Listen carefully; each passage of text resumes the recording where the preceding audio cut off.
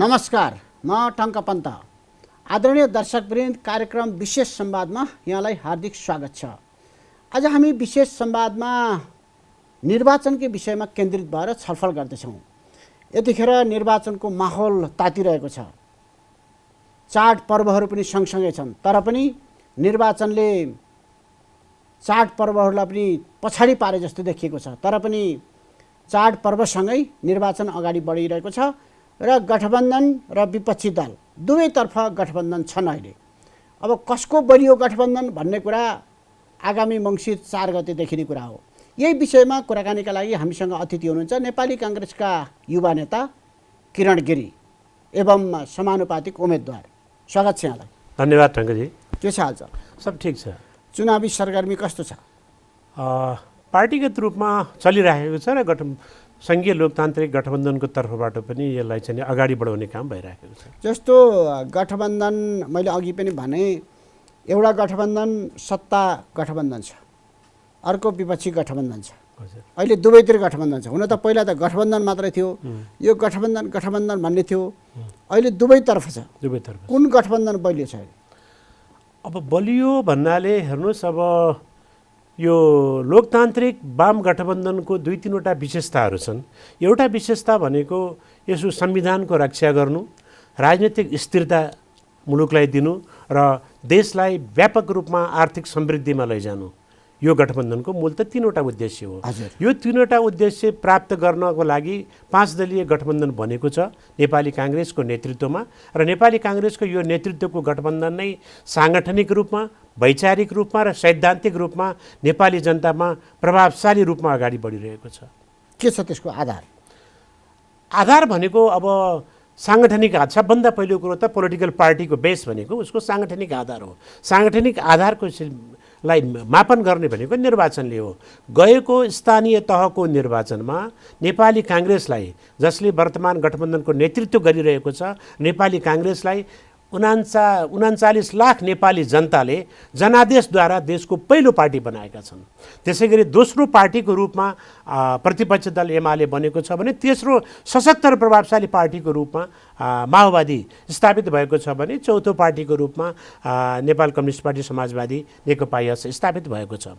यो 3वटा यो नेपाली काङ्ग्रेसको नेतृत्वमा रहेको गठबन्धनको उद्देश्य धेरै पवित्र, धेरै चाहिँ नि स्पष्ट छ। तपाईँ हेर्नुहोस्, यो 3वटा दल मिलेर नै 62-63 आन्दोलन सफल भयो। यो 3वटा दलहरू मिलेर नै शान्ति प्रक्रिया नेपालमा सम्भव भयो र यो 3वटा दलहरू मिलेर नै नेपालमा संविधान सभाको निर्वाचन भयो। तत्कालीन नेकपा एमालेका महासचिव माधव कुमार नेपाल, नेपाली काङ्ग्रेसका तत्कालीन सभापति गिरिजाप्रसाद कोइराला र नेकपा माओवादीका अध्यक्ष पुष्पकमल दाहाल प्रचण्डको सहमति, सहकार्य र संवादको अवस्थाले नै मुलुकलाई राष्ट्रिय रूपमा निकास दिने काम गरेको हो। अब म नभनु त्यो कुरा, यो अहिलेको गठबन्धन प्रतिपक्ष गठबन्धनको नेता त त्यति बेला भन्दै हुनुहुन्थ्यो बैलगाडा चढेर अमेरिका पुग्नु र नेपालमा गणतन्त्र आउनु एउटै हो भनेर भन्नुहुन्थ्यो। यो चाहिँ नि बैलगाडाका महान दार्शनिक केपी ओलीलाई मेरो भन्नु त केही पनि छैन, तर उहाँ त्यो खालको यो परिवर्तनप्रति त्यस ढङ्गको खिचिटिउरी गरेर बस्ने व्यक्ति आज अर्को गठबन्धन गरिरहनु भएको छ। उहाँले कोसँग त भन्दा संविधानको विरोधी शक्तिहरूसँग, राजनीतिक दर्शनको विरोधी शक्तिहरूसँग, परिवर्तनका विरोधी शक्तिहरूसँग यो संविधान ठिक छैन, कुनै कसलाई ल्याउनुपर्छ, गणतन्त्र ठिक छैन भन्ने राजेन्द्र लिङ्गदेनहरू, यो हिन्दू राष्ट्र चाहिन्छ, यो संविधान ठिक छैन भन्ने कमल थापाहरूलाई दायाँ र बायाँ बोकेर उहाँ एउटा अर्को अपवित्र सत्ताको लागि र एकदमै चाहिने अप्राकृतिक गठबन्धनमा उहाँ पनि अगाडि बढिरहनु भएको छ। यो दाँजोमा यो नेपाली काङ्ग्रेसको नेतृत्वको गठबन्धन धेरै प्रभावशाली छ, धेरै औचित्यपूर्ण छ, धेरै बलशाली रूपमा अगाडि बढ्छ। उनीहरू पनि राजनीतिक दलको रूपमा रहेको हुनाले निर्वाचनमा सहकारी गठबन्धन गर्दाखेरि त कसरी अपवित्र भयो? होइन, सुन्नु न, के को लागि गरियो त भन्ने हुन्छ नि त। चुनावमा सँगै जाने के को लागि? तपाईहरु जसरी चुनावमा सँगै जाने गठबन्धन गर्नु भएको छ, एकदमै कन्ट्रान्स उद्देश्य छ। जस्तो हाम्रो गठबन्धनको एउटा मात्र कुरा देखाउनुहोस् त, सबै दलहरू संविधानप्रति प्रतिबद्ध छन्, सबै दलहरू परिवर्तनप्रति प्रतिबद्ध छन्, सबै दलहरू मुलुकको समावेशिता, आवधिक निर्वाचनप्रति प्रतिबद्ध भएर अगाडि बढेका छन्। अब त्यो खालको अनहोनी गठबन्धन अथवा अप्राकृतिक गठबन्धन उहाँलाई किन गर्नु पर्यो त भन्दा उहाँ यो प्रभावशाली गठबन्धनबाट अतालिनु भयो। अतालिएपछि मान्छेले बाटोमा जे भेट्यो त्यही टिप्दै हिँड्छ के। त्यो अत्तालिएको मनस्थिति हो। त्यसकारण म अब प्रतिपक्ष दलको नेतालाई अहिले त्यति साह्रो त भन्दिनँ म। उहाँ अलिकति हिजो आफूले गरेका काम कारबाहीबाट उहाँ पश्चात्तापपूर्ण ढङ्गले अत्तालिरहनु भएको छ। त्यो गठबन्धनको खासै कुनै नेपाली जनताले राम्रोसँग विश्लेषण र मूल्याङ्कन गरिरहेका छन्। फेरि उहाँलाई फेरि त्यो गठबन्धनलाई मत किनिदिने, फेरि संसद विघटन गर्न, त्यो गठबन्धनलाई मत किनिदिने, फेरि संसदलाई रातारात विघटन गर्नको लागि, अनि अलिकति बचेखुचेको एमालेलाई फेरि फुटाउनको लागि किन दिने? वास्तवमा भन्ने हो भने केपी ओलीको नेतृत्वमा रहेको गठबन्धनले, नेकपा एमाले जनतासँग एकचोटि माफी मागेर मलाई बहुमत पनि सम्हाल्न सकिनँ, मैले 2/3 बहुमत पनि सम्हाल्न सकिनँ, र मैले सरकार पनि बचाउन सकिनँ र पार्टी पनि बचाउन सकिनँ, यो पटक मलाई विश्राम दिनुहोस् भनेर राजनीतिक रूपमा उहाँले पश्चाताप गर्नुपर्ने हो। तर म त्यो भनिरहन्न, उहाँले जुन रूपमा अगाडि बढ्न खोजिरहनु भएको छ, एकदमै अत्तालिएको मानसिकतामा उहाँ अगाडि बढिरहनु खोजिरहनु भएको छ। म उहाँको धेरै चर्चा गर्न चाहन्न। होइन, संविधान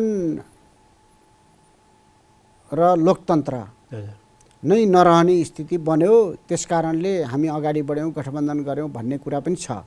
तर त्यो भनिरहँदाखेरि त्यो दल नेकपा एमाले पनि त तपाईँले अहिले भने जस्तै यो गणतन्त्र ल्याउन, संविधान सभामा संविधान बनाउनका लागि त महत्त्वपूर्ण भूमिका खेलेको थियो नि। मैले भने त त्यो महत्त्वपूर्ण भूमिका खेल्ने नेताहरू, त्यो महत्त्वपूर्ण भूमिका योगदान र लगानी गर्ने नेताहरू, साथीहरू सबै यतापट्टि गठबन्धनमा आबद्ध हुनुभएको छ त।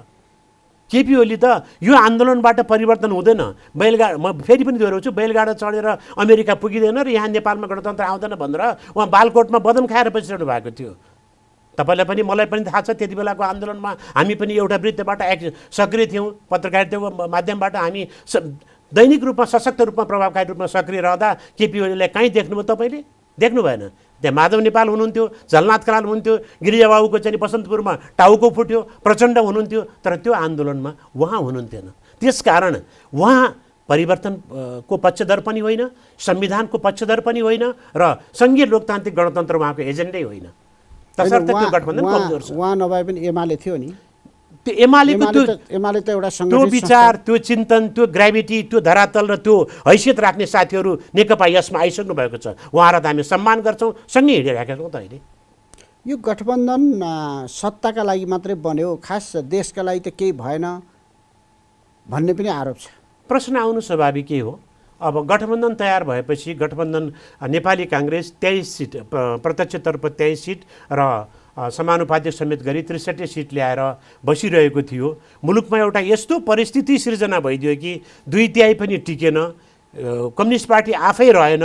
त्यो अवस्थामा मुलुक एउटा राजनीतिक रूपमा, संवैधानिक रूपमा र संसदीय रूपमा नै एउटा अनिष्टको सङ्घारमा पुगेको अवस्थामा र दलहरूको बिचमा एउटा सहमति यस्तो भयो, नेपाली काङ्ग्रेसले नेतृत्व लिएर यो सबै परिस्थितिलाई ट्र्याकमा ल्याएर चाहिँ नि अगाडि बढाउनु पर्यो, देशमा एउटा संविधानलाई ट्र्याकमा ल्याउनु पर्यो भन्ने आग्रह, एउटा चाहिँ नि सहमति र सहकार्यको आधारमा तत्कालीन सरकारलाई विस्थापित गरेर यो सरकार निर्माण भयो। यो पृष्ठभूमिमा बनेको सरकार अब यसले यो सत्ताको लागि के हो कि होइन, त्यो ढङ्गले सरकार बन्नु स्वाभाविक हो। अनि यो सरकार आएपछि के गर्यो त?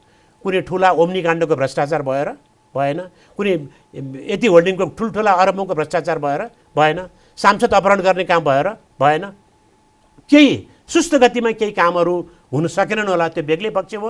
देशको संविधानलाई कार्यान्वयन गर्ने सवालमा स्थानीय तहको निर्वाचन, मुलुकमै अलिकति पनि अशान्तिपूर्ण वातावरण नभइकन स्थानीय तहको निर्वाचन सम्पन्न भयो। त्यो निर्वाचनमा दलहरूले आफ्नो भूमिका र हैसियतमा जनताले स्थापित गर्ने मौका पाए र अहिले मङ्सिर 4 गते निर्वाचन एकै चरणमा सबै निर्वाचन सम्पन्न गर्न यो सरकार लागि परेको छ र यो गठबन्धन क्रियाशील छ। यो सरकार मुलुकका प्रति, संविधानका प्रति, परिवर्तनका प्रति जिम्मेवार रहेर अगाडि बढिरहेको छ। यस गठबन्धनको उपलब्धि सत्ता मात्रै होइन, यावत चिजहरूलाई संरक्षण सम्वर्धन गरेर देशलाई एउटा आधुनिक र समुन्नत नेपाल निर्माण गर्नको लागि समृद्धिको खाकासहित यो गठबन्धन अगाडि बढिरहेको छ। भनेपछि गठबन्धनको औचित्य साबित गर्न का लागि क्वेसन भइरहँदाखेरि हजुर के औचित्य रह्यो त? यो गठबन्धनले औचित्य साबित गर्यो त भनेर निर्वाचनमा क्वेसन त आइरहेछ नि। होइन, यो गठबन्धनको औचित्य साबित त वैशाख 30 गते नेपाली जनताले गरिदिइसकेका छन्। यो गठबन्धन नेपालको लागि आवश्यक गठबन्धन हो, यो गठबन्धन चाहिन्छ र यो गठबन्धनका दलहरूलाई नै स्थापित गर्नुपर्छ भनेर पहिलो, तेस्रो र चौथो शक्तिको रूपमा नेपाली जनताले स्थापित गरिसकेका छन्। सार्वसत्ता जनता चाहिँ नि राजनीतिमा जनता नै मालिक हुन्, जनता नै चाहिँ नि न्यायाधीश भएको हुनाले न्यायाधीशले निर्णय गर्ने एउटा शक्तिको रूपमा स्थापित गरिसकेका छन्। यो गठबन्धनको औचित्य त्यति बेला नै स्थापित भएको छ। अब मङ्सिर 4 गते यो गठबन्धनलाई राष्ट्रिय रूपमा नै र संसदीय रूपमा नै स्थापित गरेर जनताले अगाडि बढाउँछन्। त्यही त राजनीतिक दलहरू आफ्ना एजेन्डा लिएर जान्छन् होइन, आफ्ना एजेन्डा छन् राजनीतिक दल। जरुर जरुर। तर सधैँभरि गठबन्धन गरेर जाँदाखेरि त राजनीतिक दलको हैसियत के हुने भयो भनेको के होइन। एउटा कुरो के भने देशमा जब तपाईँ र म यहाँ बसिरहेका छौँ, सौहार्दपूर्ण वातावरणमा कुराकानी संवाद प्रतिसंवाद भइरहेसम्म स्थिति नर्मल हुन्छ। जब तपाईँ र म मध्ये एउटा पक्षले हतियार लिएर निक्लिन्छौँ तब यहाँ स्थिति कन्ट्रोल गर्नको लागि केही विशेष परिस्थितिहरू, विशेष वातावरणहरू र विशेष प्रबन्धहरू गर्नुपर्छ। तपाईँ यो गठबन्धनको किन आवश्यकता पर्यो कल्पना गर्नुहोस् त। आजभन्दा करिब 18 महिना अगाडिको नेपाल, संविधान केही होइन, संसद केही होइन, राति 12 बजे संसद विघटन भएको छ, राति 2 बजे संसद विघटन भएको छ, संवैधानिक परिषदहरू बेकम्बा बनाइएको छ, संवैधानिक परिषदमा प्रतिपक्ष दलको व्यक्ति उपसभामुख हुनुपर्ने प्रावधान छ।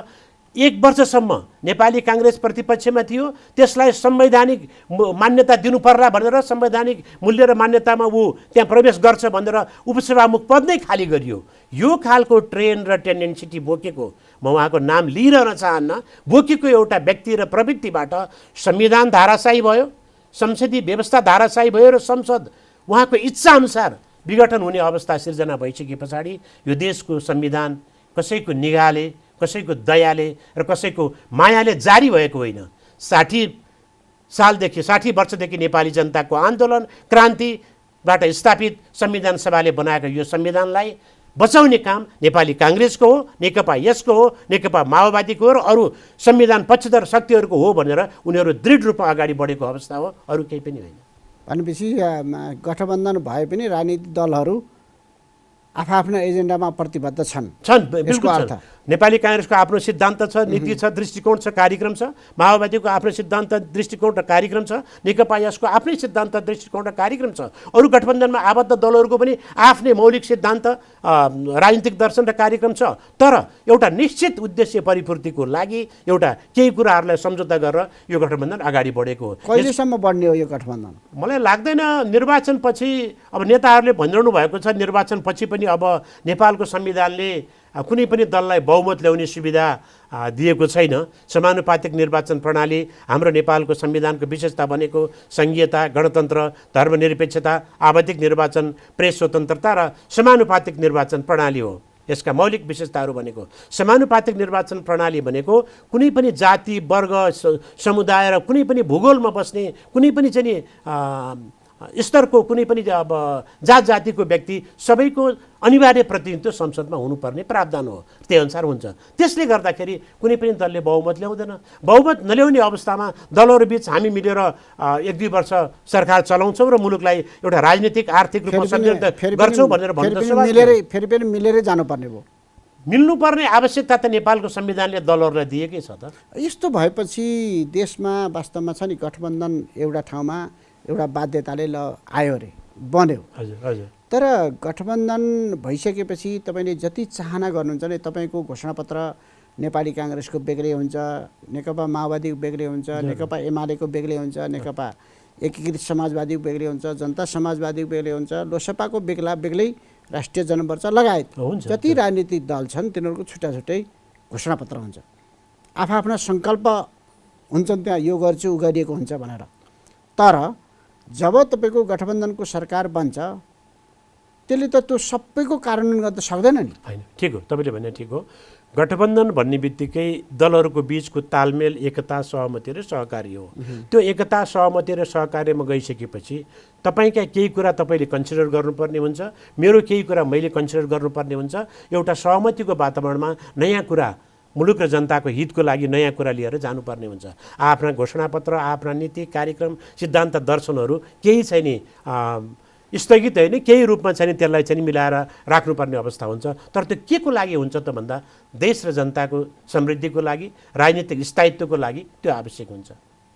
भनेपछि गठबन्धन जति भए पनि आफ्नो एजेन्डा कार्यान्वयन गर्न सजिलो अप्ठ्यारो हुन्न भन्ने कुरा भयो। हुँदैन बिल्कुल होइन, आफ्नो एजेन्डा लिएर जाँदै हुनुहुन्छ, हजुर, निर्वाचनमा गइरहनु भएको छ। हजुर ती एजेन्डाहरू पार्टीहरूका छुट्टै छन्। गठबन्धनको एजेन्डा आगामी यो मङ्सिर 4 गते मतदान होस् भनेर मतदातालाई कन्भिन्स गर्ने खालको त्यस्ता एजेन्डा के छन् ल भन्नु। गठबन्धनको मूल एजेन्डा भनेको संविधानको रक्षा, राजनीतिक स्थिरता र मुलुकको समृद्धि, यो तीनवटा प्रमुख एजेन्डा बोकेर गठबन्धनका दलहरू जनतामा मत माग्न गइरहेका छन्।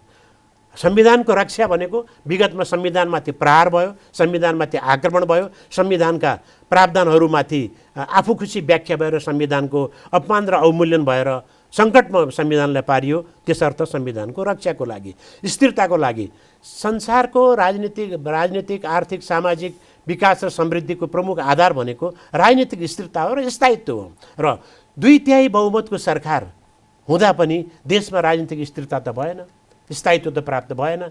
केले त भन्दा कुनै एउटा व्यक्तिमा आएको अहमवादीपन, हैकमवादीपन, आफ्नै दलका नेताहरूलाई रैतीको व्यवहार गर्नेपनले पार्टीभित्रै समस्या उत्पन्न भयो, मुलुकमै समस्या उत्पन्न भयो। त्यसले गर्दाखेरि राजनीतिक अस्थिरता आयो। यो खालको राजनीतिक अस्थिरता कम्तीमा यो गठबन्धनका दलहरूको नेताले एउटा कुरा के महसुस गरेको अवस्था छ भने टङ्क सर, कम्तीमा पार्लियामेन्ट संसद 5 वर्ष चल्नुपर्छ।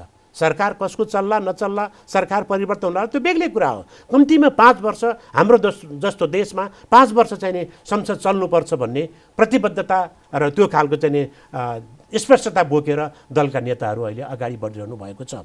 यो सम्बन्धमा राजनीतिक स्थिरता, जब राजनीतिक स्थिरता मुलुकले प्राप्त गर्छ तब सबै खालको समुन्नति र समृद्धिको एजेन्डाहरूलाई, प्याकेजहरूलाई हामीले जनताको घर दैलोमा पुर्याउन सक्छौँ। त्यसकारण यो मूल रूपमा संविधानको रक्षा, स्थिरता र समृद्धिको एजेन्डा बोकेर हामीहरू अगाडि बढिरहेका छौँ। यो एजेन्डा त छँदैछ। तपाईँहरूले पहिलाको निर्वाचनमा पनि यी एजेन्डा त नराख्नु भएको होइन नि। यी सबै जति पनि प्रमुख राजनीतिक दलहरू छन्, नेपाली काङ्ग्रेस, नेकपा माओवादी, नेकपा एमाले, नेकपा समाजवादी, अहिले पछि बनेको लोसपा, मधेस केन्द्रित दलहरू पनि छन्, राष्ट्रिय जनमोर्चा, राप्रपा छन् नि त। यी एजेन्डा हामी मुलुकको एकदम समृद्धि बनाउँछौँ, संविधानलाई अझै प्रभावकारी बनाउँछौँ भनेर घोषणापत्रमा धेरै कुरा लेखेर जानुभएको हुन्छ। यो मुलुकका लागि विकास, अब हामी यो धेरै पछाडि पऱ्यो मुलुक, सधैँभरि अब तपाईँहरूको यो दुःख पाउने अवस्था हुन्न, पीडा हुन्न भनेर भन्दा तर सरकारमा गएपछि ती सङ्कल्प गरिएका एजेन्डा, प्रतिबद्धताहरू कार्यान्वयन नहुने। होइन, हामी अलिकति बायस भयौँ जस्तो लाग्यो। राजनीतिक दलको एजेन्डा, नीति र कार्यक्रम सधैँ प्रष्ट, जनमुखी र चाहिँ नि उपलब्धिमूलक रूपमै अगाडि बढिरहेको छ। यद्यपि घोषणापत्रमा उठाइएका कुराहरू कति पुरा हुन सक्यो सकेन, पुरा गर्ने वातावरण कोलिसन गभर्मेन्टको कारणले गर्दा कति ओझेलमा पर्यो अथवा कति स्पष्ट अगाडि बढ्यो र कति लान सकेन, त्यो बेग्लै कुरा हो। तपाईँ एकचोटि कल्पना गर्नुहोस् त, 2048 सालमा नेपालको शैक्षिक स्तर, नेपालको वित्तीय स्तर, नेपालको शिक्षा, स्वास्थ्य र सञ्चारमा को विकासको स्तर मापनको त्यति बेलाको सूचकाङ्क र अहिले 2079 सालको नेपालको शिक्षाको विकासको स्तर, हाइड्रो विकासको स्तर, सञ्चार विकासको स्तर र स्वास्थ्य विकास स्तरको सूचकाङ्कलाई हामी दाँजेर बसौँ त टङ्क सर? के नेपालमा उपलब्धि भएको छैन त? हो, केही पनि उपलब्धि भएन। दलहरू केही पनि होइनन्। दलहरूले सिद्ध्याए, खत्तम गरे भनेर एउटा अतिवादी कोणबाट, एउटा चाहिँ नि फेरि पनि जानिया व्यापारिक जहानिया कुलीन घरानाबाट नै शासन गर्नुपर्छ भन्ने सानो चिन्तनबाट प्रेरित भएर कोही स्वतन्त्रका नाउँमा, कोही चाहिँ नि साना दलहरूको नाउँमा, कोही के नाउँमा एउटा खालको चाहिँ दलका नेताहरू, दल र दलका नेताहरूलाई गाली गरेर दल र दलका नेताहरू अब काम छैनन्, हामी स्वतन्त्रको युग आयो भन्ने एउटा सन्देश दिन खोजिएको थियो। त्यो सन्देशलाई स्थानीय चुनावमा नेपाली जनताले तिरस्कार गरिदिए। त्यसको प्रमाण म तपाईँलाई भन्छु, नेपाली जनताले 753 स्थानीय तहमध्ये 3वटा स्थानीय निकायमा मात्र स्वतन्त्र उम्मेदवारलाई जिताउनु भयो। तर तीनवटै उम्मेदवारहरू काठमाडौँको बालेन शाह, हर्क साम्पाङ लगायतका साथीहरू, उहाँहरूलाई मेरो बधाई र शुभकामना छ र उहाँहरूसँग सहकार्य गर्नुपर्छ, गरेर जानुपर्छ। तिनैजनाले यो दलको विरुद्ध अथवा नेपालको संविधानको विरुद्धको एजेन्डा बोक्नु भएको थिएन। त्यो विरुद्धको एजेन्डा बोक्ने राजेन्द्र लिङ्गदेनको पार्टी राप्रपा, उसले कचनकल्ला एउटा गाविस र चाँदनी दोधारा गाविसमा 2टा ठाउँमा प्रमुख जित्यो। नेपाली जनताले के भने तिमीले लिएको एजेन्डा ठिक छैन, यो एजेन्डामा मुलुक चल्न सक्दैन। अब नेपाली जनताको छोरो वा छोरी राष्ट्रपति भइसकेको छ, यो प्रणालीलाई, गणतन्त्र प्रणालीलाई नेपाली जनताले आत्मसात गरिसकेका छन्, तिमीलाई डिस्कार्ड गर्छौ भनेर जनताले डिस्कार्ड गरेको अवस्था छ। तसर्थ सङ्घीय लोकतान्त्रिक गणतन्त्रलाई संस्थागत विकास गर्न र संविधानको रक्षा गर्न दलहरू नै काबिल छन्, सक्षम छन् र दलहरू बाहेक अरू विकल्प छैन भन्ने कुरा त जनादेशले स्थापित गरेको छ। तर त्यो पनि हो, एउटा पाटो तपाईँले भनेको पाटो पनि छ।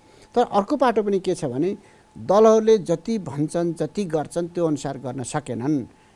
शिक्षा स्वास्थ्य यति धेरै महँगो छ, यति धेरै व्यापारीकरण भएको छ, सामान्य मान्छेले पढाउन सक्दैन, सामान्य मान्छेले उपचार गर्न सक्दैन। यो अवस्थाबाट पार गर्नका लागि अब यो राजनीतिक दलहरू भन्दा पनि अझै राजनीतिक दलहरूको विकल्प त खोजिसकेका अवस्था छैन। तर राजनीतिक दलका नेताहरूको विकल्प त खोज्न पर्छ कि भनेर त्यो स्वतन्त्रहरूको हुइम आइरहेछ। तपाईँले भन्नु नि स्वतन्त्र छ नि, स्वतन्त्रको एउटा हुइम छ र केही मान्छेहरू केही नागरिकहरू हुन्छ कि भनेर भनिरहेछन् र त्यो पक्षमा पनि लागेको त देखिन्छ नि। होइन, यस्तो कुरो अब दलका नेताहरूको कार्यशैलीमा सामान्य परिवर्तन र केही रूपान्तरण हुनु चाहिँ आवश्यक छ। तपाईँले भनेको कुरालाई म आत्मसात गर्छु। दलका नेताहरूले दलले आफ्नो कार्यशैली रवैयामा परिवर्तन र त्यो खालको चाहिँ नि स्थितिमा आफूलाई परिमार्जन गर्नै पर्दछ र सबै दलहरूमा युवा र नयाँ पुस्ताको एग्रेसिभली पार्टिसिपेट अथवा चाहिँ नि अलि आक्रामक ढङ्गको सहभागिता यो वातावरणले चाहिँ नि उत्प्रेरित गरिरहेको छ र सबै दलहरूमा युवा पुस्ताको नेतृत्व अथवा युवा पुस्ताको सहभागिता अहिले व्यापक रूपमा अगाडि बढेको छ। यो कुरा सत्य हो। यसो भनेर अब दलको विकल्प दल नै हो। तपाईँ जतिसुकै उ भए पनि काङ्ग्रेस, एमाले, माओवादी, नेकपा यस मधेसवादी दलहरू यो मध्ये कोहीले बहुमत होला, कोही अल्पमत बस्ला, कोही प्रतिपक्ष होला, कोही क्षेत्रीय पार्टी होला। दलहरूको विकल्प दलहरू नै हो। दलभन्दा बाहिर गएर समाधान छ, दलभन्दा बाहिर गएर समाधान छ, गणतन्त्रभन्दा बाहिर फेरि एउटा कुलीन घराना एउटा व्यापारिक व्यक्तिलाई सत्ता सुम्पिएर समाधान छ भनेर कसैले चिन्तन राख्छ भने त्यो चिन्तन गलत हो, प्रतिगामी हो। त्यस्तो प्रतिगामी चिन्तनलाई बोकेर पनि केपी कमरेड हिँडिरहनु भएको छ। हिँड्नुपर्ने उहाँलाई के बाध्यता पर्यो, के आवश्यकता पर्यो, त्यो चाहिँ उहाँकै साथीहरूले सोध्ने कुरा हो। आज कमल थापालाई सूर्य छाप दिएको छ भने भीम रावललाई सडक छाप बनाइएको छ। यसरी गरिएको गठबन्धनको औचित्य र उद्देश्य के हुन्छ त्यो बालकोटले व्याख्या गर्ने कुरा हो। तर हाम्रो गठबन्धन नेपाली काङ्ग्रेसमा रहेको लोकतान्त्रिक वाम गठबन्धन मुलुकको लागि, जनताको लागि, संविधानको लागि र यावत परिवर्तन र समृद्धिको लागि प्रतिबद्ध भएर अगाडि बढेको छ। नेपाली जनताले स्थानीय चुनावमा यसलाई स्थापित गरिसकेका छन् र मङ्सिर 4 गते अझ बढी प्रभावशाली र शक्तिशाली रूपमा यो गठबन्धनले जनअनुमोदन प्राप्त गर्नेछ।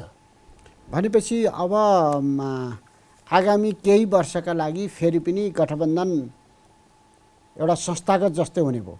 संस्थागत त होइन, यो राजनीतिक कार्यगत आवश्यकता हो। केही वर्ष संस्थागत भनेको त सधैँभरिको लागि होइन, संस्थागत केही समयको लागि राजनीतिक कार्यगत आवश्यकता मुलुकले मागेको खण्डमा यो गठबन्धन अगाडि बढ्छ।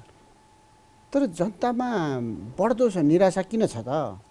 निराशा त बढ्दो छ। निराशा एउटा कुरा हो। फेरि निराशा अहिले तपाईँको भन्नु नि व्यापारिक घरना भनेको तपाईँले भन्न खोजेको एउटा राजतन्त्र अब काम छैन भन्न खोज्नु भएको। राजतन्त्रलाई जनताले बिदा गरिसके, डिस्कार्ड गरिसकेका छन्, बिदा गरिसके।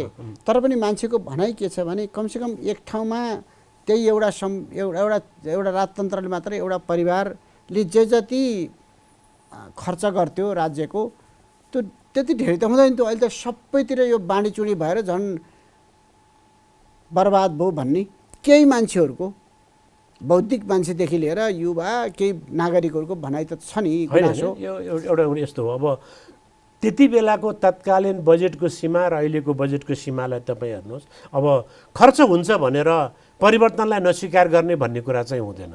हेर्नुहोस् कि खर्च हुँदैन, खर्च कम हुन्छ भनेर होइन, काम गरेर खर्च गरेर त त्यही थिएन कि, तर अलि धेरै तपाईँलाई म एउटा नेपालको राजनीतिक विकासको इतिहासलाई फर्काउन चाहन्छु टङ्कजी। टङ्क सर मेरो आदरणीय मित्र साथी वरिष्ठ पत्रकार हुनुहुन्छ र तपाईँ र म सायद एउटै क्षेत्रमा कलम चलाएको 30औं वर्ष पनि भइरहेको छ। नमिता सुमिताको हत्यारालाई अहिले पनि नेपाली जनताले खोजिरहेका छन्। त्यो प्रश्नको उत्तर तपाईँसँग छ? देश विकासको सम्पूर्ण विकास र सम्पूर्ण दलहरूलाई तेजुबत गरेर अस्ति मात्रै दलहरूलाई सम्पूर्ण दलका नेताहरूलाई कोहीलाई चाहिँ नि भक्तपुर, कोहीलाई चाहिँ नि नुवाकोट, कोहीलाई कहाँ लगाएर थुनेर मेरो राजघराना नै स्थापित हुनुपर्छ भनेर जुन संस्था अघि बढ्यो त्यो संस्थालाई नेपाली जनताले 18 महिना पनि टिक्न दिएनन् र विस्थापित गरे। त्यो तपाईँले बिर्सिनु भएको छैन। आज यावत कुराहरूलाई बिर्सेर यत्रा दलहरू, ठिक छ दल काङ्ग्रेस नभए एमाले छ, एमाले नभए माओवादी छ, माओवादी नभए मधेसवादी छ, अल्टरनेटिभ रूपमा फेरि जनताले यिनीहरूलाई नै मौका दिएर अगाडि बढायो भने ठिकै छ। तर दलहरूको बिचमा दलहरूलाई विस्थापित गरेर एउटा राजघरानामा नाम पनि लिन चाहन्न, एउटा कुलीन परिवारलाई बुझाउनुपर्छ भनेर कुनै पनि नेपाली जनताले त्यो कोणबाट सोचेको छैन। त्यो जबरजस्ती व्याख्या गर्ने, त्यो चाहना गर्ने मान्छेले आफूले गरेको व्याख्या हो त्यो। ल स्थानीय चुनावमा जनताले देखाए त त्यो कुलीन घरानालाई बुझाउनु पर्छ भन्ने पनि त तपाईँले अहिले भनिरहनु भएको छ नि। नेकपा एमाले त्यसको अध्यक्षले त भने, त्यो उहाँले त भनेको अवस्था पनि छैन र घोषणापत्रमा एजेन्डा पनि छैन। छैन उहाँले त्यो खालको कोलेसन किन गर्नुभयो मलाई चाहिँ अचम्म लागेको छ कि। एक दिन उहाँलाई भेट्ने मौका पायो भने म सोध्छु यो बाध्यता किन पर्यो तपाईँलाई, यो चाहिँ यो पात्र र प्रवृत्तिलाई बोकेर हिँड्ने भनेर चाहिँ नि म सोधौँला अब कुनै मौका पर्यो भने। त्यो बाध्यता चाहिँ उहाँले के लियो? हामीले सोधेका छौँ सहकार्य गरेको भन्नुभएको छ। सहकार्य पनि त कोलेसन पार्टनरमा पो हुन्छ त, त्यो प्रवृत्तिमा त हुँदैन नि। अनि यस्तो प्रवृत्ति विरुद्ध तपाईँहरूको गठबन्धन, त्यो प्रवृत्ति विरुद्ध गठबन्धन हाम्रो जनताले पत्याउँछन्? पत्याइसक्यो त टङ्क सर। वैशाख 30 गते जनताले पत्याएर काङ्ग्रेसले पहिलो पार्टी स्थापित गरे। अब मङ्सिरमा चाहिँ मङ्सिर 4 गते जनताले यो गठबन्धनलाई सशक्त र प्रभावकारी रूपमा 2/3 स्थापित गर्छन्। जनताले अनुमोदन दिएपछि मात्रै यो अघि बढ्छ। त्यो हामी त्यो विश्वासमा, त्यो नीति कार्यक्रम र दृष्टिकोणमा हामी प्रतिबद्ध भएर उच्च मनोबलका साथ अगाडि बढिरहेका छौँ। यो स्थापित हुन्छ। जस्तो देश विकासका लागि खास गरी भन्नाले यहाँले अब संविधानको रक्षा, हजुर, स्थिरता, समृद्धि, विकास, यी 4वटा एजेन्डा त भए, तर जनताले परिवर्तनको अनुभूति हुने खालको भनौँ न, अहिले गणतन्त्र आयो, सङ्घीयता आयो र पनि जनताले त्यो खालको परिवर्तनको अनुभूति अझै गर्न पाएनौँ भन्ने छ। हुन त अपेक्षा धेरै हुन्छ जनताको, तर साँच्चै परिवर्तनको अनुभूति हुने खालको वातावरण कसरी निर्माण गर्ने? दुईटा पक्ष छ यहाँ यसमा। अब कार्यक्रम सकिएला, दुईटा अत्यन्त महत्त्वपूर्ण पक्षमा हामी प्रवेश गऱ्यौँ। नेपालको प्रमुख र जड एकदम सशक्त चुनौतीपूर्ण समस्या भनेको गरिबी र बेरोजगारी। गरिबीको सङ्ख्या, हामी नेपालीहरूको गरिबीको सङ्ख्या धेरै ठुलो मात्रामा छ र त्यो केले त्यो विकास गर्यो त्यो भन्दा बेरोजगारीले। हामीसँग रोजगारीको कुनै पनि अवसरहरू छैन। नेपालमा ठुला उद्योगहरू, पर्याप्त कल कारखानाहरू र ठुल्ठुला हाइड्रो पावर प्रोजेक्टहरू बिस्तारै अगाडि बढ्दैछन्। अहिले गएको एक दशकमा नेपालले चाहिँ हाइड्रो पावरमा व्यापकै विकास गरेर अहिले हाइड्रो पावरमा आत्मनिर्भर हुँदै अब केही समयपछि हामी पर्याप्त मात्रामा बिजुली निर्यात गर्ने अवस्थामा पुग्छौँ। यो यिनै राजनीतिक दलहरू र परिवर्तनको श्रेय हो। र त्यो बेरोजगारी अन्त्य गर्नको लागि नै त्यो अबको युवालाई र अबको श्रमलाई तपाईँ आर्थिक समृद्धिसँग जोड्नु भएन भने, इन्कमको कनेक्टिभिटीसँग जोड्नु भएन भने र अन्तर्राष्ट्रिय रूपमा ग्लोबलाइजेसन गर्न सक्नु भएन युवा पुस्तालाई भने तपाईँले भने जस्तै ठुलो निराशा चाहिँ आएको छ। दलका नेताहरूले र दलहरूले नेपाली काङ्ग्रेसले त यो बारेमा एकदमै स्पेसल टास्क नै बनाएर एउटा चाहिँ नि भिजन, मिसन र प्रोग्रामसहित अगाडि बढिरहेको छ। यो दुईटा कुरालाई फोकस गरेर एउटा गरिबीको न्यूनीकरण र बेरोजगारीको अन्त्य कसरी गर्ने त भन्दा कुनै जादुको छडी त होइन। यसको लागि व्यापक उद्योग कल कारखाना खोल्नुपर्छ, हाइड्रो प्रोजेक्टमा व्यापक लगानी गरेर अगाडि बढ्नुपर्छ। आज नेपालमा सन्तोषजनक रूपमा हाइड्रो पावरमा विकास त लगानी त भएको छ नि, त्यसको विकासहरू भएको छ नि। यसमा नेपाली युवाहरूलाई जोडेर आर्थिक समृद्धिमा हामी जानुपर्दछ र केही दशकमै नेपाल एउटा समृद्ध राष्ट्रको रूपमा स्थापित गराउनको लागि र नेपाललाई चाहिँ समृद्ध बनाउनको लागि नेपाली काङ्ग्रेसको एउटा स्पेसल टास्क फोर्स नै बनाएर हामी अगाडि बढिरहेका छौँ। जस्तो पछिल्लो केही वर्ष यता हजुर हरेक क्षेत्र निकाय संवैधानिक राजनीतिक शिक्षा स्वास्थ्य न्याय लगायत हरेक क्षेत्र कुना कुना हरेक निकायमा राजनीतिकरण बढी भयो भन्ने छ। त्यो राजनीतिकरणले पारेको प्रभाव भनौँ न, कसैले काम गर्नु खोज्छ, तपाईँ समानुपातिक उम्मेदवार पनि हुनुहुन्छ, भोलि तपाईँ उम्मेदवार भएर विजय भएर आउनु होला। तपाईँ विजय भएर आएपछि तपाईँले चाहे अनुसारको योजना काम गर्न किन सक्नुहुन्न भन्दाखेरि तपाईँको राजनीतिक संयन्त्रहरू एउटा फुटपाथमा गएर केही गर्न खोज्नु भयो भने त्यहाँ सबै पार्टीका राजनीतिक संयन्त्रहरू छन्, त्यसले काम गर्न दिन्न भन्ने छ। यसलाई नियन्त्रण कसरी गर्ने? अनि त्यो त अब आवश्यकता र जनताको चाहना अनुसार अघि बढ्दाखेरि आउने सान्तिना समस्याहरूको समाधान गरेर त अगाडि बढ्नुपर्छ। हेर्नुहोस्, र दलहरूले जुन एउटा नयाँ चाहना र उद्देश्य बोकेर अगाडि बढ्न लागिरहेको अवस्थामा जनताबाट समर्थन आउँछ, नआउने कुरा होइन। र जनतामा उत्साह जगाउने गरी तपाईँ अगाडि बढ्नुहोस्। कुनै पनि निकाय, यहाँले भने जस्तै हो, नेपालको पछिल्लो समयमा राज्यका विभिन्न अवयवहरू र अङ्गहरूमा केही राजनीतिक प्रदूषणहरू, पोलिटिकल पोल्युसनहरूको अवस्था देखियो। त्यो अवस्थालाई न्यूनीकरण गर्ने काम राजनेताहरूकै हो। फेरि पनि काङ्ग्रेसकै हो, फेरि पनि माओवादीकै हो, फेरि पनि नेकपा यसकै हो, फेरि पनि नेकपा एमालेकै हो। त्यो दलका नेताहरू नै सुध्रिनुपर्छ, सचिनुपर्छ। केही त्रुटि कमी कमजोरी छ भने त्यसलाई आत्मसात गरेर जनताले अनुभूति हुने गरी आफू परिमार्जन भएर अगाडि बढ्नुपर्छ र बढ्ने प्रयास भइरहेको छ। चुनाव भनेकै त्यही परिमार्जन भएर अगाडि बढ्ने प्रयासको एउटा परीक्षण हो। अब हामी मङ्सिर 4 को नजिक छौँ। हजुर, तपाईँहरू चुनावमा तीव्रताका साथ राजनीतिक दलहरू लागिरहनु भएको छ। सबै निर्वाचनमय भएको छ मुलुक। हजुर, अहिले कस्तो छ अवस्था? अब भर्खरै हामी औपचारिक ढङ्गले प्रचार प्रसार त 18 गतेबाट मात्र गर्न गइरहेका छौँ निर्वाचन आयोगको क्यालेन्डर अनुसार। अहिले हामी आज भरे मात्रै ठुल्ठुला सभाहरू त्यस्तो भरदैलो कार्यक्रम लगायत 18 पछि भयो, तर अहिले अरू त भइरहेछ नि। म आउँदैछु, तपाईँको प्रश्नको ठ्याक्कै जवाफमा म आउँदैछु। र आज भरे मात्र निर्वाचन आयोगले समानुपातिक तर्फका उम्मेदवारहरूको अन्तिम नामावली सार्वजनिक गर्छ। त्यो गरेर गइसके पछाडि 18 गतेबाट हामी औपचारिक रूपमा कार्यक्रमहरू सभाहरू लिएर जनताकोमा अपिलमा जान्छौँ।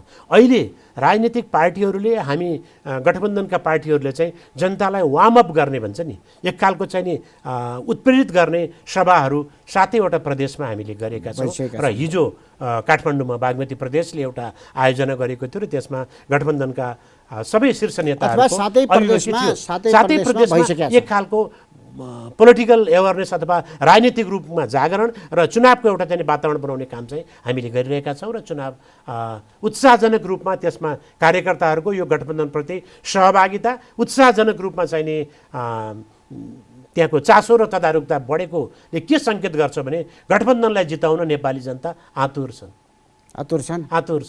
जनताको सहभागिता विगतमा जस्तो चासो सरोकार छ त? अहिले अब निर्वाचन आयोगको आचार संहिता अनुसार अहिले पोलिटिकल पार्टीहरूको प्रचार शैली पनि केही परिवर्तन हुनुपर्छ। अहिले हेर्नुहोस्, पोस्टर, झन्डा, टी सर्ट, ब्यानर, क्याप केही पनि लगाउनु पाइँदैन। एउटा खालको चुनावी रौनकता र वातावरण ल्याउने यो माहौल गर्न पाइँदैन।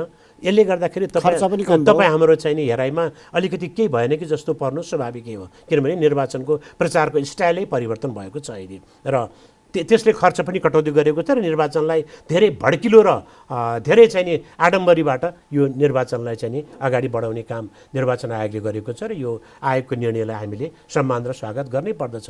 जहाँसम्म जनतामा एउटा क्युरियोसिटी, जनतामा सहभागिता बर्बादै भयो, यो चाहिँ नि चुनाव सम्पन्न हुनुपर्छ र आवश्यक निर्वाचनले चाहिँ नि नेतृत्व स्थापित हुनुपर्छ भनेर सबै जनता जागरुक र उत्साही भएको मैले पाएको छु। म आफू पनि धेरै जिल्लामा गएर आएँ र उहाँहरू मङ्सिर 4 को व्यग्र प्रतीक्षामा हुनुहुन्छ। तपाईँहरूको गठबन्धनमा पनि बागी उम्मेदवार थुप्रै छन् र बागी उम्मेदवार र स्वतन्त्र उम्मेदवारले तपाईँहरूलाई पारेको प्रभाव असर निकै चुनौतीपूर्ण छ भन्छन् नि। अब हेर्नुहोस्, नेपाली काङ्ग्रेस भन्नुहोस् अथवा कुनै पनि पार्टीमा दशकौँ लगानी, त्याग, तपस्या र योगदान गरेका साथीहरू, नेताहरू, नेतृत्व र जिल्ला तहमा त्यो कार्यकर्ताहरू हुनु स्वाभाविकै हो। उनीहरूको चुनावमा टिकट पाउँछु, लड्छु र चुनावमा सहभागी हुन्छु भन्ने चाहना र आकाङ्क्षा हुनु स्वाभाविकै हो। भर्खरै हाम्रो सभापति सम्माननीय प्रधानमन्त्री शेरबहादुर देउवाले एउटा देशव्यापी रूपमा सबै मतदाताको घर घरमा जाने एउटा अपिल पठाउने काम हामी गरिरहेका छौँ र हामी गर्दैछौँ। त्यहाँ यो खालको परिस्थितिमा सबैले टिकट पाउने अवस्था रहेन र भएन। देशलाई एउटा चाहिँ सङ्कटपूर्ण अवस्थाबाट निकास दिनको लागि गरेको यो चाहिँ गठबन्धनका सबै साथीहरूलाई सहभागी गराएर लैजाने क्रममा पार्टीका केही साथीहरूलाई पर्न गएको अप्ठ्यारोलाई आत्मसात गरेर सम्बोधन गरेर अगाडि बढ्नुपर्छ भन्ने नेपाली काङ्ग्रेसको नेतृत्वले अपिल गरिरहेको छ। यो सबै पार्टीमा छ। अब त्यस्तो खालको मैले पाउनु पर्थ्यो भन्ने एकाध ठाउँमा विद्रोह र बागी उम्मेदवार उठेको पाइएको छ, त्यो पनि पोलिटिकल्ली प्यासिफाई भइरहेको अवस्था छ र स्वतन्त्र उम्मेदवारले त दलहरूलाई कुनै असर गर्दैन। निकै चुनौतीपूर्ण छ भन्छ छैन, के पनि त्यस्तो खालको चुनौतीपूर्ण छैन। अब स्वतन्त्र यहाँले कसलाई सङ्केत गर्नु एकजना जस्तो उदाहरणको लागि होइन, यो व्यक्तित्व नजाउँ, स्वतन्त्र उम्मेदवारले दलहरूलाई चाहिँ त्यस्तो असर गर्दैन। फेरि स्वतन्त्र आफै एउटा स्वतन्त्र छ र एउटा स्वतन्त्र दलै खोले, स्वतन्त्रबाट काम लाग्दैन, पार लाग्दैन, दलको विकल्प दलै हो भनेर एउटा स्वतन्त्रको नारा बोक्ने साथी स्वतन्त्र पार्टी नै खोलेर अगाडि बढ्नु भएको छ। अर्को स्वतन्त्रहरू म पनि स्वतन्त्र भनेर कसैको लौरो चिन्ह छ, कसैको घन्टी चिन्ह छ, कसैको के छ, कहाँ स्वतन्त्र भन्ने छ र?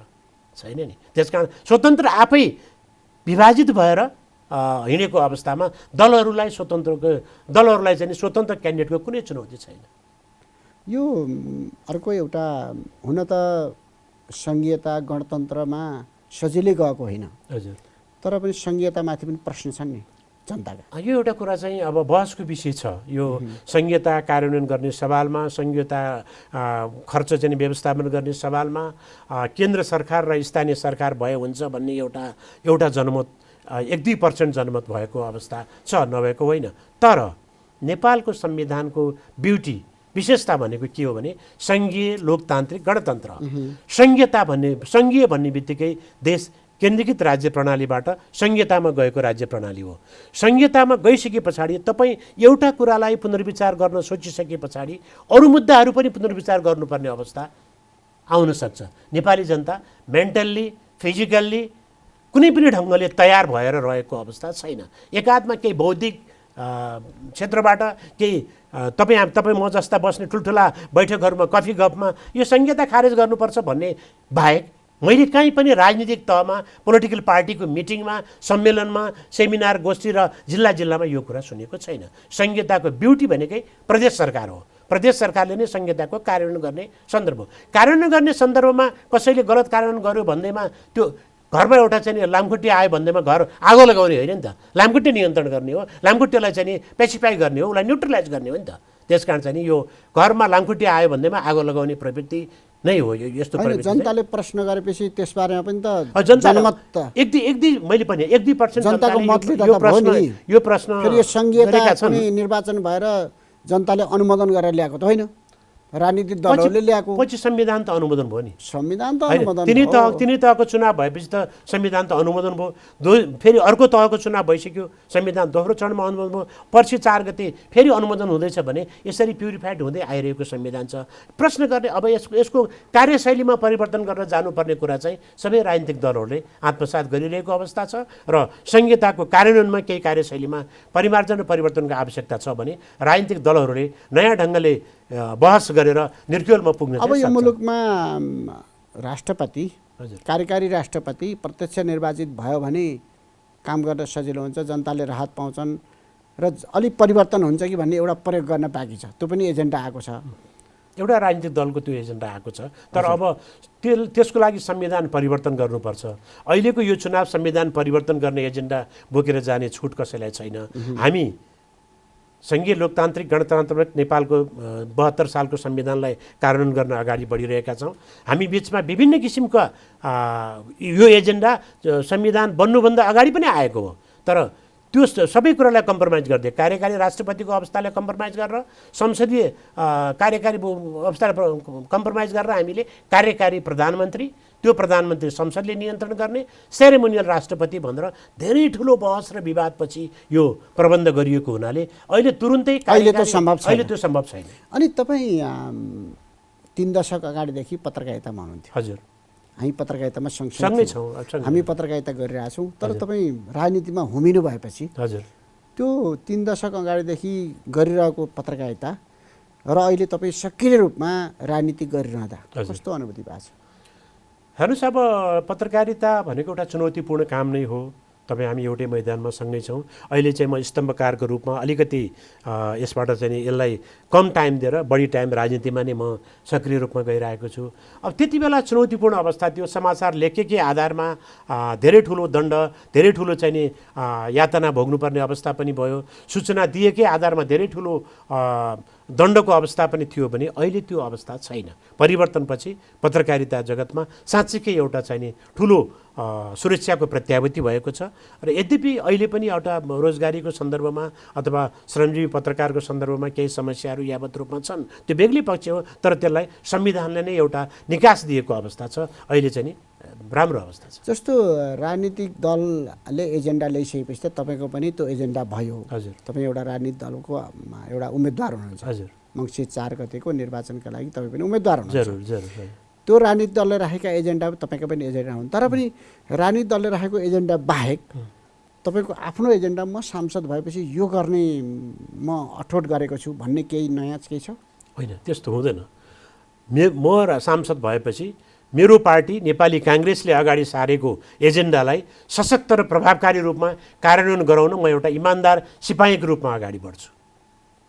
दलको सांसद अथवा दलको उम्मेदवारको आफ्नो एजेन्डा हुँदैन। त्यो दलभित्र एजेन्डा निर्माण गर्न उसको भूमिका हुन्छ। तपाईँको दलभित्र एजेन्डा निर्माण त्यो त छँदैछ। त्यो भूमिका तपाईँको सबैको सांसदहरूको उम्मेदवारहरूको एजेन्डा त्यहाँ त समावेश भएको हुँदैन। त्यही पनि अझै पनि यो पनि राख्न पाए हुँदो भन्ने केही त्यस्तो छ कि? त्यस्तो छैन। मैले जे जति कुराहरू म आफू नेपाली काङ्ग्रेसको घोषणापत्र कमिटीमा पनि भएको कारणले मैले मेरा कुराहरू घोषणापत्रमा नै मैले पर्याप्त रूपमा राखेर अगाडि बढाएको छु। भनेपछि राजनीतिक दलले अगाडि सारेका एजेन्डामा प्रतिबद्ध भएर तपाईँ अगाडि राजनीतिक दलले नि मेरो पार्टी नेपाली काङ्ग्रेसले अगाडि सारेको एजेन्डामा प्रतिबद्ध भएर राजनीतिक दल भनेको तपाईको पार्टी राजनीतिक दल भने नि लोकतान्त्रिक वाम गठबन्धनले अगाडि सारेको संविधानको रक्षा, राजनीतिक स्थिरता र मुलुकको समृद्धिको एजेन्डाप्रति प्रतिबद्ध भएर त्यसको कार्यान्वयनको सन्दर्भमा एउटा इमान्दार सिपाही भएर म क्रियाशील हुनेछु। अन्तिममा हाम्रो समय पनि सकिन लागेको छ। हजुर, के भन्नु पर्छ? त्यस्तो खासै केही भन्नुपर्ने छैन। यो अब चाडबाडको व्यस्ततामा र यो चाहिँ निर्वाचनको व्यस्ततामा मेरा धारणाहरू राख्ने मौका दिनुभयो। म जनता टेलिभिजन र मेरो आदरणीय मित्र तपाईँ वरिष्ठ पत्रकार टङ्कपन्तज्यूलाई हार्दिक हार्दिक बधाई, आभार र धन्यवाद प्रकट गर्दछु। र अन्त्यमा जाँदै म मुलुक र जनताको स्थायित्व र स्थिरताको लागि, समृद्धिको लागि मङ्सिर 4 गते निर्वाचनको महाअभियान यो एउटा आवधिक निर्वाचन मात्र नभएर जनमत सङ्ग्रहको रूपमा प्रयोग गरौँ। संविधानको पक्षमा, परिवर्तनको पक्षमा, संविधानको रक्षा, समृद्धि र राजनीतिक स्थिरताको पक्षमा आफ्नो मतलाई जाहेर गरौँ भन्ने अपिल गर्दै यहाँबाट बिदा लिन चाहन्छु। धन्यवाद। जय नेपाल। हस्, यहाँलाई पनि धन्यवाद र यहाँलाई पनि शुभकामना। जुन व्यस्तताका बिच पनि स्टुडियोसम्म आएर महत्त्वपूर्ण विचार राखिदिनु भयो त्यसका लागि फेरि पनि यहाँलाई धन्यवाद। धन्यवाद। आदरणीय दर्शकवृन्द, कार्यक्रम विशेष संवादमा आज हामीसँग अतिथि हुनुहुन्थ्यो नेपाली काङ्ग्रेसका युवा नेता एवं समानुपातिकका उम्मेदवार किरण गिरी। कार्यक्रमको निर्धारित समय पनि सकिएको छ। प्राविधिक मित्रहरूलाई पनि धन्यवाद दिँदै म टङ्कपन्त पनि बिदा हुन्छु। नमस्कार।